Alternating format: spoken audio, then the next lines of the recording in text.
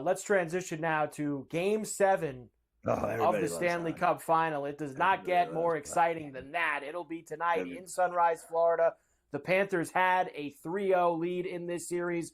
It is long gone. 3-3 as the Oilers will try to become the 5th team in NHL history, 2nd team in the Stanley Cup Final, and as that was in 1942, to come back from a 3-0 series deficit. Let's start with Paul Maurice, Scotty. We had some fun with him on the end of last week talking about 3-2 is better than 3-0, blah, blah, blah, blah, blah, blah, blah, blah, blah.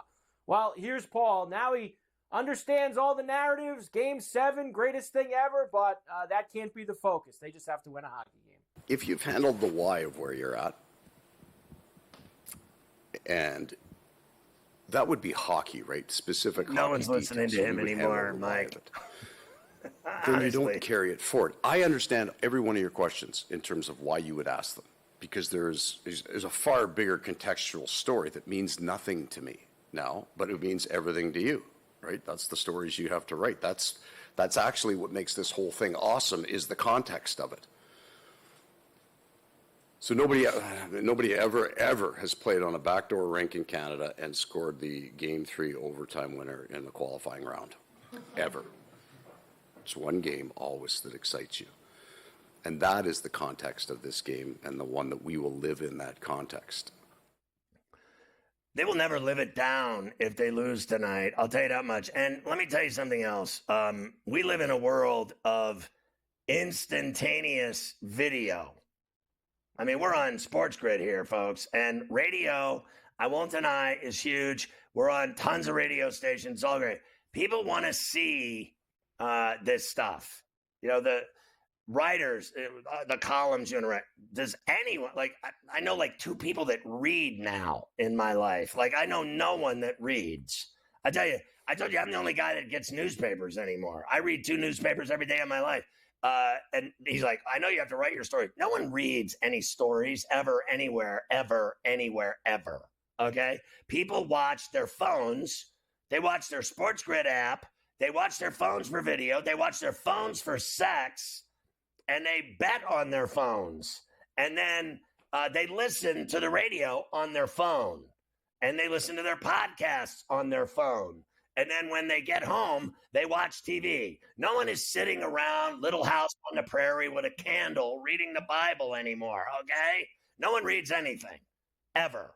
So all you writers have to write. That's what caught me about that, because I told you no one's listening to Paul anymore after the bend-over job they just took for 3 games. Paul's press conferences don't matter anymore. I love Paul. I'm friends with Paul. But Paul needs to shut up, and he needs to win tonight, or they're never going to live it down, and neither will he. Eventually, they'll fire his ass for losing 4 straight to the Oilers. Yeah, all these great press conferences and stories aren't going to have the same feel when all you're going to be remembered as is blowing a 3-0 lead in the Stanley Cup Final. That's all you're going to be remembered as if that goes and happens. Not all the great stories. Never will. You will never. Will like we said it the other day, will the Falcons and Matt Ryan and all these guys ever live down 28-3? No. No.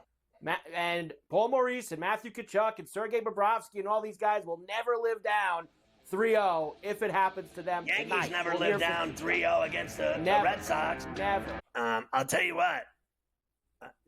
This guy Maurice talking about, all this other media stuff. Listen, you said it. They will never live this down. I mean, I think all the pressure in the world is on them. I don't know how you can turn it around when you're playing as badly as they are in just one night. Like, you're telling me that, is that really going to happen, that a team that can get its ass beat 3 nights in a row like the way they did? Because I got to tell you, when they won, they win 3-0, and what was the other one? Was the other one a 1-goal game? I don't even remember. So it was 3-0, but they didn't play the way Edmonton played in those last 3 games, Mike. Edmonton's 3 wins, compare them in concert with Florida's 3 wins, and who's better? You know who's better. Right. No, I know. Edmonton is, look, the games have been different, the games that Edmonton has won. They just have. There's been more of a dominating feel to all of them. And look, you never remember the team, the team that was down 3-0 and loses in Game 7. There's been a couple. They're not remembered. The team ends up winning. Sometimes you don't even remember that they almost blew a 3-0 lead, but you will never live down losing 4 in a row after being up 3-0. Never. That is one that will never go away. The reverse It'll sweep. be talked about forever. All right, here we go. Let's hear from Tkachuk, and then we'll give you Connor McDavid one last time here before Game 7. Tkachuk, it all comes down to this tonight. It's been a very even series, even though, we won 3, they won 3. No, it hasn't. For us, both teams to have an opportunity, most teams when you lose 3 in a playoff series, you don't have a chance at another game, and somehow both of us have an opportunity still. So very exciting, kind of leave it all out there, desperation on both sides. And it's been a very even series, I feel like. So it all comes down to this. I hope, it's a better ending for them than I think it's going to be. But I'll tell you what, it reminds me of like the Croats leaving that stadium right now. They're going, Depression City. Your boy Modric looks like he's ready to jump in the river because he's finished playing in the Euros at 38. And he'll be lucky if they let him play at 40 in the World Cup. He'll be 40 years old in 2 years playing in the World Cup again, which also seems unlikely to me. But losing is so awful. Like when you go as a fan, and like I went to 2008 to the Stanley Cup Finals and watched the Penguins lose to the Red Wings. And I got to tell you, it is depressing. Watching the Islanders beat the Penguins my whole life in the playoffs, watching them beat them with Volek's goal after they won back-to-back Stanley Cups, depressing.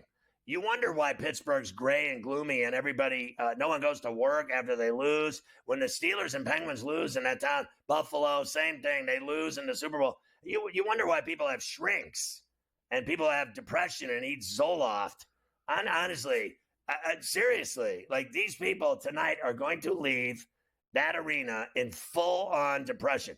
And they got, it's not even July yet. It's 100 degrees down there every day with 100% humidity. And once the hockey ends, you don't even want to watch the Marlins. You don't even care the Dolphins open training camp. If they lose tonight, they're never living it down.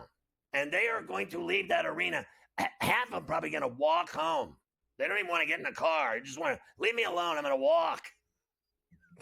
Here is, we of course have been playing plenty of Connor McDavid stuff throughout this entire playoff run. Might as well do one more before a Game 7. And I got to give him credit. I thought we would get it's just another game. He actually gave a little bit more than that. Here he is. Prepare for these games mentally. Do you spend time envisioning what the game's going to be like? Do you try not to think about it? Like, how do you get ready mentally for these big games? Well, you got to prepare just like you always do. Obviously it's not your ordinary game. Everybody understands that, but you got to make it as ordinary as possible in your head. I think part of that is just sticking to your routine. Our room has done a great job of, being at our best in these big moments. And, Priest is more exciting. Honestly, talking about walking through the desert with a fish and feeding 700 people. That's the biggest thing for me tonight. If they win, are we going to see a different side of this guy?